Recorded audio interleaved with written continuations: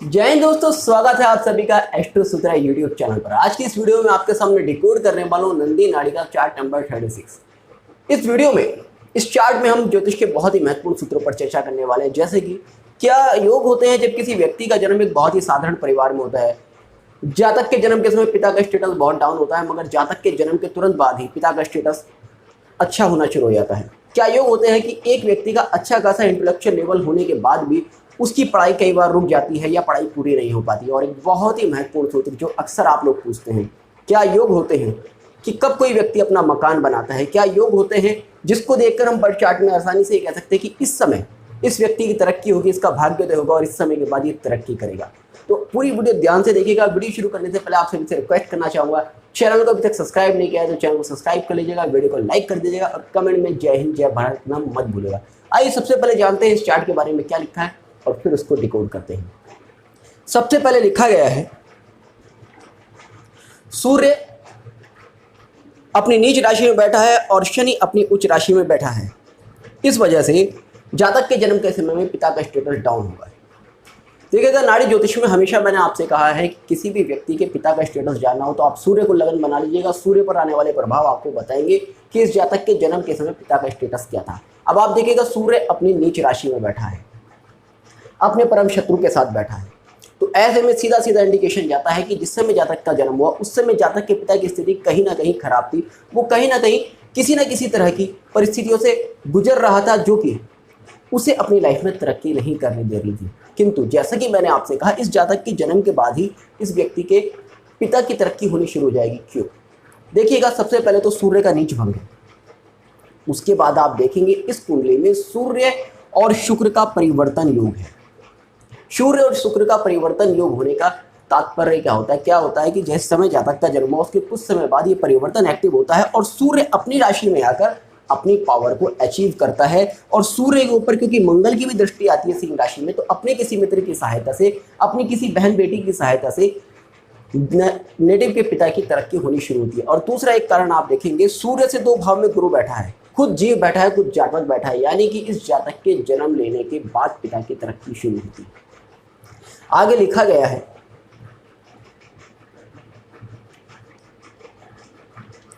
यद्यपि बुध अपनी उच्च राशि में बैठा है, फिर भी सूर्य और शनि की युति बुध से 2 भाव में होने के कारण इस जातक की स्टडी में परेशानियां आती हैं। अब बुध अपनी उच्च राशि में बैठा है तो सीधी सी बात आती है कि इस व्यक्ति का इंटेलेक्चुअल लेवल बहुत अच्छा जाना चाहिए, क्योंकि बुध को नाड़ी ज्योतिष में शिक्षा का कारक माना गया, इंटेलेक्चुअल लेवल का कारक माना गया है। और बुध के लिए बुध की राशि से अच्छा कोई स्थान हो ही नहीं सकता। फिर भी क्यों स्टडी में परेशानी आती है? देखिएगा, आप बुध से 2 भाव में एक ग्रह नीच का होकर बैठा है, तो कहीं ना कहीं जैसे ही बुध आगे बढ़ता है, बुध को आगे सूर्य की निष्ठा का सामना करना पड़ रहा है। उसके साथ आप देखेंगे सूर्य और शनि की यहाँ पर जो शत्रुता है वो भी कहीं ना कहीं बुध को कमजोर करने के लिए पर्याप्त है। और आप देखेंगे बुध से 2 भाव में जो युति बन रही है वो है सूर्य, शनि और मंगल की। मंगल किस तरह से? ये नाड़ी ज्योतिष में मैंने आपसे हमेशा कहा है कि नाड़ी ज्योतिष में एक दूसरे से त्रिकोण में बैठे हुए ग्रह युति की तरह माने जाते हैं। तो ऐसे में जब बुध आगे देखता है तो बुध को यहां 3 ग्रहों का ग्रह युद्ध नजर आता है।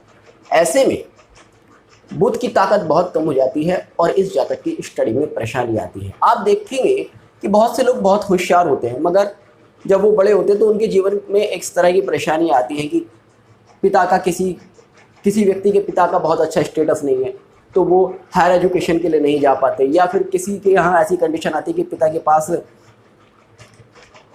पैसा नहीं है या पिता की बीमारी की वजह से वो व्यक्ति पढ़ नहीं पाते, या फिर पिता के कामकाज में अपना ध्यान लगाने की वजह से वो व्यक्ति बाहर जाकर एक हायर एजुकेशन नहीं ले पाते। तो अलग अलग तरह की परिस्थितियां होती हैं। एज एन एस्ट्रोलॉजर हम चार्ट देखकर ये प्रेडिक्ट कर सकते हैं कि फैमिली की किसी तरह की कंडीशन की वजह से इस व्यक्ति की, इस जातक की पढ़ाई पूरी नहीं हो पाएगी या उसकी पढ़ाई में कहीं ना कहीं कोई प्रॉब्लम आएगी। मगर एग्जैक्ट कंडीशन क्या होगी ये प्रेडिक्ट करना किसी भी एस्ट्रोलॉजर के लिए संभव नहीं है, क्योंकि 1000 तरह की परिस्थिति होती हैं। आप उन परिस्थितियों का अनुमान लगाकर फलित दे सकते हैं। आगे लिखा जाता है, ये जातक आयुर्वेद में और प्रैक्टिस करेगा और उसके कुछ समय बाद ये केमिकल का बिजनेस कर लेगा। अब आयुर्वेद में प्रैक्टिस करने का और केमिकल का बिजनेस करने का क्या योग है ये मैं आपको बताता हूँ, आप ध्यान से सुनिएगा। देखिएगा, आयुर्वेद में लोग समाज सेवा करते हैं और आयुर्वेद में बहुत सारी मेडिसिन इस तरह की होती है जो केमिकल प्रोसेस से बनती है। सबसे पहले आयुर्वेद डॉक्टर बनने का एक योग जान लेते हैं। मैंने आपसे कहा था जब किसी व्यक्ति की कुंडली में शनि और गुरु का संबंध होता है तो इस योग को कर्म धर्म योग कहा जाता है और ऐसे व्यक्ति समाज सेवा से जुड़े हुए कार्यों में लगे हुए होते हैं। आप देखिएगा, इस कुंडली में शनि से दूसरे भाव में गुरु बैठा है, जिसका सीधा सीधा सा इंडिकेशन जाता है कि ये व्यक्ति कर्म धर्म योग से परिपूर्ण है और कहीं ना कहीं किसी ना किसी तरह के सामाजिक कार्यों में लगेगा। अब आप देखें, गुरु से 3 भाव में सीधा गुरु से 3 भाव में सीधा केतु बैठा है और गुरु पर केतु का प्रभाव आने से कहीं ना कहीं इस व्यक्ति के अंदर धार्मिकता आ रही है। तो योग बना शनि गुरु और केतु का। ये योग डॉक्टर्स के चार्ट में बहुत ज्यादा पाया जाता है। अब आप कहेंगे कि ये कैसे कंफर्म करें कि व्यक्ति डॉक्टर ही होगा? बिल्कुल कंफर्म नहीं किया जा सकता जब तक कि आपके पास एग्जैक्ट लगन ना हो। नाड़ी ज्योतिष के हिसाब से एक सीधा सा रूल है, व्यक्ति के शनि के ऊपर गुरु का प्रभाव आएगा, केतु का प्रभाव आएगा तो ऐसा व्यक्ति किसी धार्मिक कार्य में, समाज सेवा के कार्य में हो सकता है। और जब आपके पास किसी व्यक्ति की लगन कुंडली होगी तो आप 6, 8, 12 भाव की एक्टिविटीज देखकर ये प्रेडिक्ट कर सकते हैं कि ये व्यक्ति एक डॉक्टर होगा। उसके बाद आती है कि आयुर्वेद क्यों है। आप देखिएगा, जैसे मैंने आपसे कहा कि बहुत सारी मेडिसिन होती हैं जो केमिकल प्रोसेस से तैयार होती हैं और यही योग इस व्यक्ति की कुंडली में इसको एक केमिकल से रिलेटेड बिजनेस में जोड़ रहा है। ऐसा भी संभव है कि पहले ये आयुर्वेद की केमिकल रिलेटेड बेस मेडिसिन बनाए और उसके बाद उन्हीं मेडिसिन का कारोबार शुरू कर दे। देखिएगा, चंद्र को जल का कारक माना गया है। इस कुंडली में चंद्र बैठा है मिथुन राशि में और चंद्र से 2 भाव में राहु बैठा है चंद्र की ही राशि में। चंद्र जल और राहु केमिकल बैक्टीरिया का कारक है। आपने देखा होगा जब गन्ने के रस से सिरका तैयार किया जाता है तो गन्ने के रस को उठाकर रख दिया जाता है, उसको सड़ने के लिए छोड़ दिया जाता है और गन्ने के रस में बहुत सारे बैक्टीरिया पैदा होने के बाद एक लंबे समय बाद वो सड़ा हुआ गन्ने का रस एक केमिकल प्रोसेस से गुजरता हुआ सिरके में बदल जाता है। इसी तरह से आयुर्वेद की बहुत सारी मेडिसिन तैयार होती हैं। आसव और आरिष्ट जितने भी तैयार होते हैं वो इसी तरह से तैयार होते हैं।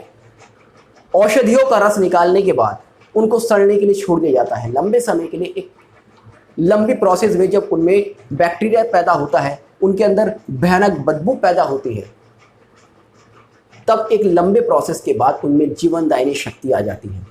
लोग कहते हैं कि राहु हमेशा नुकसान देता है।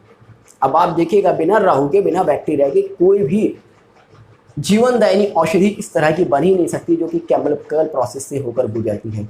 तो मैंने इसलिए हमेशा कहा है कि किसी भी ग्रह को समझने से पहले उसके कारक तत्वों को, उसकी नेचर को समझना बहुत ज़्यादा जरूरी है। पहले राहु ने बैक्टीरिया पैदा करके चीज को सड़ा दिया और उसके बाद किसी राहु ने उसी चीज को एक जीवनदायिनी औषधि में बदल दिया। ये होती है ग्रहों की किसी भी चीज की समझने की प्रोसेस। अब आप ये समझ कर चले कि केवल राहु नुकसान देता है तो वो संभव नहीं है।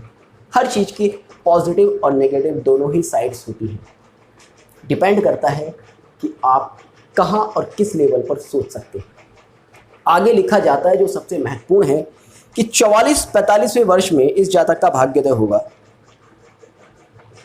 इसको एक अच्छा धन का अर्जन होगा और उसके बाद जिस समय शनि राहु और शुक्र के ऊपर से गुजरेगा ये व्यक्ति अपना मकान आदि बनाएगा। क्या योग होते हैं अब ये मैं आपको बताता हूँ। देखिएगा, किसी भी व्यक्ति को जब धन कमाना हो, जब किसी व्यक्ति को बहुत ज़्यादा तरक्की करनी हो तो सबसे पहले हमें देखना होता है शनि को, क्योंकि शनि है आपका प्रोफेशन, आपका कर्म। कोई भी व्यक्ति पैसा कमाता है मेहनत से कमाता है। जो मेन रूल होता है शनि का होता है और शनि ही हमारे फ्यूचर में हमारे पास कब किस तरह की अर्निंग होगी, कब किस तरह की लॉस होगी, इसको शो करता है। आप देखिएगा, इस कुंडली में शनि तुला राशि में बैठा है, अपने शत्रु सूर्य के साथ बैठा है और आगे मंगल बैठा है। तो ऐसे में सीधा शो होता है कि कहीं ना कहीं इस नेटिव की लाइफ का फर्स्ट पार्ट कमजोर है और क्योंकि सूर्य यहाँ नीच है तो पिता की जो नीचता है यानी कि पिता का जो लो स्टेटस है वो इस आदमी को कहीं ना कहीं परेशान कर रहा है। उसके बाद जैसे ही शनि का एक राउंड पूरा होता है 32वें साल में, जैसे ही शनि यहाँ वृश्चिक राशि में प्रवेश करता है, गुरु के साथ युति करता है, तो ऐसे ही तुरंत इस व्यक्ति का भाग्योदय शुरू होता है। भाग्योदय के रूल्स मैंने आपको प्रीवियस वीडियोस में बहुत डिटेल में बताया, आप वो वीडियो देखेंगे तो आपको वो समझ में आ जाएगी। तो 32वें वर्ष से इस व्यक्ति का भाग्योदय होना शुरू होता है, इसको एक प्रोग्रेस मिलनी शुरू होती है। उसके बाद आप देखेंगे शनि को सीधा केतु और मंगल मिलते हैं, दोनों इसके परम शत्रु हैं। तो ऐसे में इसको एक स्टार्ट तो मिलता है, किंतु वो स्टार्ट बहुत अच्छा नहीं होता। वहाँ से इसको एक रिलीफ मिलता है, मगर इतना नहीं कि एकदम से ये मकान खरीद ले, गाड़ी खरीद ले और इसका नेम फेम आ जाए। आप देखेंगे जैसे ही शनि केतु और मंगल को पार करके लगभग 42-43 की उम्र में यहाँ मीन राशि में गोचर करता है, तो शनि का फिर से संबंध गुरु से बनता है।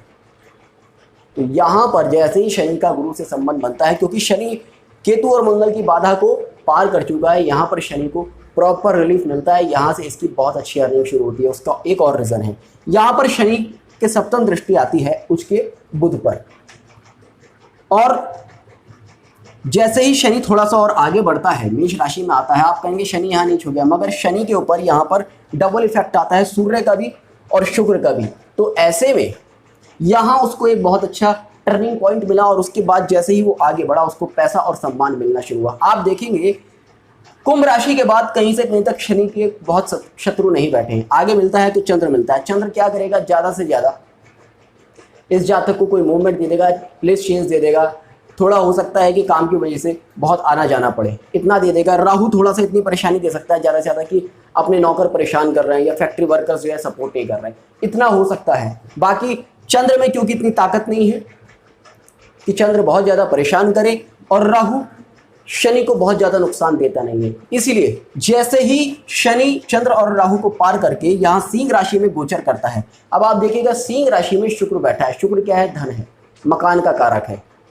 तो ऐसे ही शनि यहाँ पर मकान भी खरीदता है और इसकी धन के रूप में बहुत ही ज़्यादा तरक्की होती है। उसके बाद शुक्र मिलता है, बुध मिलता है, सूर्य मिलता है, यानी कि पैसा, कॉमर्शियल प्रॉपर्टी, मान सम्मान, और आगे गुरु मिलता है, यानी कि बहुत ही ज़्यादा नेम फेम और सम्मान इस लाइफ में ये अचीव करता है। तो इस तरह से नाड़ी ज्योतिष में बहुत ही इजीली ट्रांजिट में किसी भी ग्रह से उसके फलित किए जा सकते हैं। तो होपफुली आपको आज का ये वीडियो पसंद आया होगा। तो मिलते हैं नेक्स्ट वीडियो में, तब तक के लिए जय हिंद, जय भारत।